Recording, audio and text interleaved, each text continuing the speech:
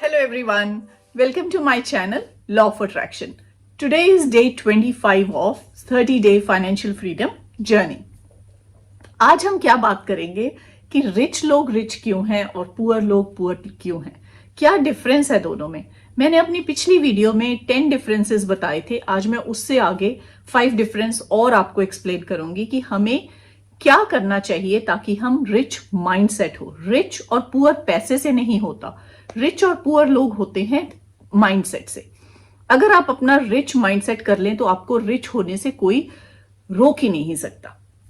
सो पहला पॉइंट आज का है कि एम्ब्रेस कंपटीशन। रिच लोग अगर किसी को देखते हैं, अगर कोई और कंपटीशन चल रहा है तो वो सोचते हैं कि बहुत अच्छी बात है, ये मुझे कंपटीशन हेल्प करेगा कि मैं अपने आप को कैसे इंप्रूव करूं, मैं कहां से और चीजें लर्न कर सकता हूं ताकि मैं अपने कॉम्पिटिटर से बेटर हो। तो हेल्दी कंपटीशन वो एम्ब्रेस करते हैं, वो सोचते हैं कि बहुत अच्छा है।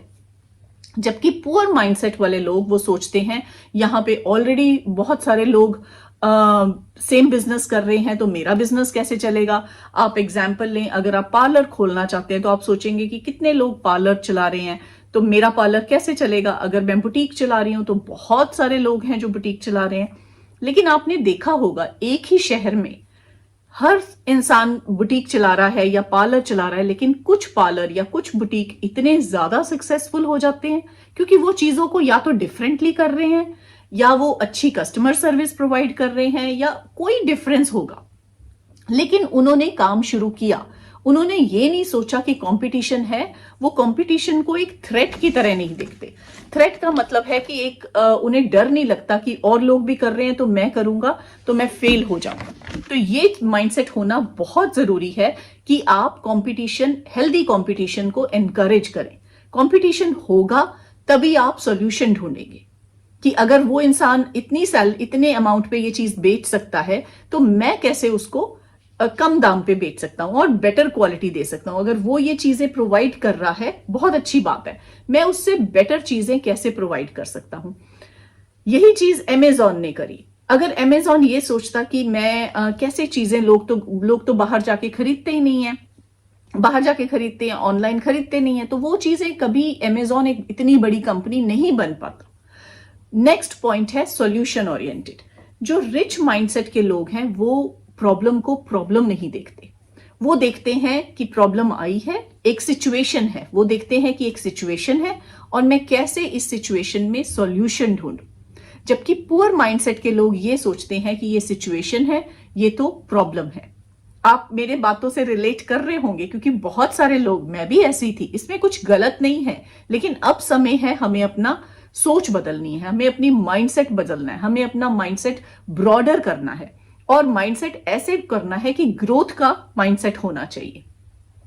सो पॉइंट जब मैं एक्सप्लेन कर रही हूं कि सिचुएशन को आप प्रॉब्लम लें या आप सिचुएशन को सॉल्यूशन की तरह लें, तो रिच माइंडसेट के लोग देखते हैं कि सॉल्यूशन कहां है। वो ये देखते हैं जब भी कोई सिचुएशन आई है वो देखते हैं मैं कैसे इसे कर सकता हूं। और पुअर माइंडसेट के लोग ये सोचते हैं मैं इसे नहीं कर सकता। तो आप कैन डू की अप्रोच रखें कि मैं ये कर सकता हूं लेकिन मेरे को ये ढूंढना है कि मैं इसको कैसे कर सकता हूं। नेक्स्ट पॉइंट है जो कि बहुत इंपॉर्टेंट है, रिलेशनशिप बिल्ड करना। रिच माइंडसेट के लोग रिलेशनशिप बिल्ड करते हैं लोगों के साथ कुछ देने के लिए। वो देने में, चाहे आपकी स्किल्स हो, चाहे पैसा हो, चाहे आपकी नॉलेज हो, वो शेयरिंग में बिलीव करते हैं। पुअर माइंडसेट के लोग रिलेशंस बिल्डअप करते हैं लेकिन वो रिलेशनशिप तब बिल्डअप करते हैं, वो देखते हैं कि हम लोगों से क्या गेन कर सकते हैं, हम उन लोगों से रिलेशनशिप बनाएंगे जिससे हमें फायदा है। सो इस माइंडसेट से आपको बाहर आना पड़ेगा क्योंकि ये जब माइंडसेट होता है तो आप देखते हैं कि दूसरा इंसान मुझे कैसे बेनिफिट कर सकता है।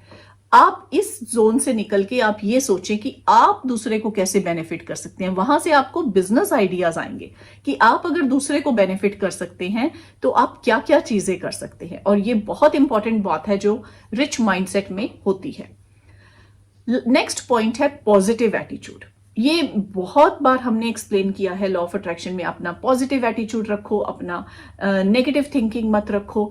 लेकिन ये फिर भी मैं आपको दोबारा बता रही हूं क्योंकि ये एक बहुत बड़ी क्वालिटी है जो लोग अमीर हैं और अमीर होना एक चीज नहीं है, अमीर होके उसको अमीर होते जाना। क्योंकि बहुत बार होता है, बहुत लोग लॉटरी विन कर लेते हैं लेकिन कुछ सालों के बाद वो वापस उसी जगह पे आ जाते हैं। कुछ लोग होते हैं उन्हें अपने पेरेंट्स से लेगेसी बहुत मिल जाती है लेकिन वो फिर उस पैसे को अच्छे से यूज नहीं कर पाते और फिर वापस उसी जगह पे आ जाते हैं।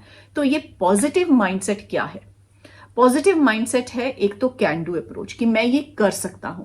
और इसका मतलब ये नहीं है कि सिर्फ मैं कर सकता हूं। पॉजिटिव एटीट्यूड का मतलब ये है कि बाकी लोग भी कर सकते हैं।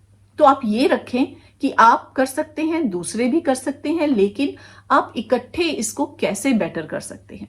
तो जब आपके ऑर्गेनाइजेशन में आपकी टीम है, आपके एम्प्लॉयज हैं, तो आप ये देखें कि आप इकट्ठे काम कैसे कर सकते हैं। क्योंकि जब आप इकट्ठे काम करते हैं, उस पॉजिटिव एटीट्यूड से करते हैं, आप ये सोचते हैं कि मेरे काम से मेरे एम्प्लॉयज को क्या बेनिफिट होगा, आप ये सोचते हैं मैं अपनी एम्प्लॉयज की ग्रोथ के लिए कैसे काम करूं, तो वो एक विन विन सिचुएशन होती है। आपने एक वर्ड सुना होगा साइनर्जी। साइनर्जी का मतलब होता है, जैसे हम मैथ्स में पढ़ते हैं 2 + 2 4। साइनर्जी का मतलब होता है 2 + 2 can be 10, can be 100, can be 1000 also. कि जब दो लोग काम करते हैं तो वो दोनों लोगों का मिला जुला काम, इकट्ठा किया हुआ काम उनकी इंडिविजुअल कैपेसिटी से ज्यादा है। सो पॉजिटिव एटीट्यूड का यहां मतलब है कि आप फोकस करें आप कैसे साइनर्जी कर सकते हैं, आप कैसे अपने टीम मेंबर्स के साथ मिलकर अपने काम को और बढ़ा सकते हैं। नेगेटिव माइंडसेट का सोच ये है कि मैं सिर्फ कर सकता हूं, मेरे टीम मेंबर्स नहीं कर सकते। तो जब तक आप काम को डेलीगेट नहीं करेंगे, जब तक आप काम को किसी और को नहीं देंगे, रिस्पॉन्सिबिलिटी आपकी है लेकिन आप एक टीम बन के करेंगे, आप सबको इंडिविजुअल रिस्पॉन्सिबिलिटी देंगे और उससे आप काम को बढ़ाएंगे, तो वो पॉजिटिव माइंडसेट होना बहुत जरूरी है। तो अगर आप ये चीजों को फॉलो करें कि आप अपने माइंडसेट को चेंज करें कि पैसे के प्रति, अपने प्रति, लोगों के प्रति और अपने प्रोडक्ट्स के प्रति, तो आपको मिलियनेयर या बिलियनेयर बनने से कोई नहीं रोक सकता। क्योंकि आपकी जर्नी शुरू हो गई है। हमने इतने दिन जो बातें करी हैं, अगर आप उन सबको भी फॉलो कर लें तो आप फाइनेंशियली फ्री हो सकते हैं। फाइनेंशियली फ्री होने से आपको कोई नहीं रोक सकता। सबसे पहले फोकस करें आप फाइनेंशियली इंडिपेंडेंट कैसे हो। फाइनेंशियल इंडिपेंडेंट होने का मतलब है कि आप खुद कुछ कमा रहे हैं, आप उस पैसे के लिए अपने पेरेंट्स पे, अपने हस्बैंड पे, अपनी वाइफ पे, अपने बच्चों पे डिपेंडेंट नहीं है। और इसके लिए एज का कोई बार नहीं है। आप चाहे 18 साल के हैं, आप चाहे 15 साल के हैं, आप तब भी सोच सकते हैं कि आप पैसा कैसे कमा सकते हैं। बहुत सारे ऐसे तरीके हैं। सो सबसे पहले फाइनेंशियल इंडिपेंडेंट होना बहुत जरूरी है। जब आप फाइनेंशियल इंडिपेंडेंट हो जाएं, और उसको फाइनेंशियल इंडिपेंडेंट होने का मतलब है कि आपके खर्चे अगर 5,000 है महीने के, 10,000 है, तो आपको सिर्फ इतना सोचना है कि मैं वो 10,000 कैसे कमाऊं। उसके बाद आपको फाइनेंशियली फ्री होना है। फाइनेंशियल फ्रीडम का मतलब है कि आप अगर कुछ भी नहीं कर रहे अपने समय के साथ, तब भी आपको इनकम आ रही है और आपके बिल्स पे हो रहे हैं। तो अब मेरी 30 डेज की जर्नी हमारी खत्म होने वाली है कुछ दिनों में, लेकिन मैं आपको रिक्वेस्ट करूंगी कि आप सारी वीडियोस को वॉच करें और कहीं ना कहीं अपने माइंडसेट को चेंज करें, कहीं ना कहीं अपने फोकस को चेंज करें, अपनी स्किल्स को चेंज करें, अपनी हैबिट्स को चेंज करें, और आपको फाइनेंशियल इंडिपेंडेंट और फिर फाइनेंशियल फ्री होने की जर्नी से कोई नहीं रोक सकता। All the best to everyone and I will see you in the next video. Thank you so much.